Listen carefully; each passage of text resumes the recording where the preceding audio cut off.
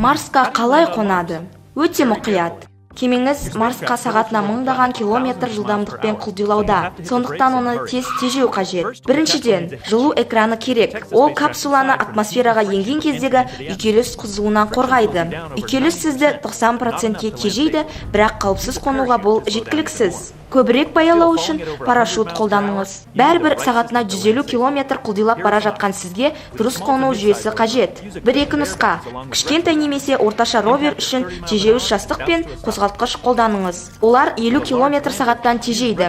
Үлкен модульге 10 километр сағатпен қондыратын тежеуіш қозғалтқыш пен тіреулер қажет. Ал үлкен ауыр модульдерді жетпек көмегімен 5 километр сағатқа дейін тежеп, сосын арқанмен ептеп дөңгелегіне түсіріңіз. Қалайда біраз машықтану мен тер төгу қажет.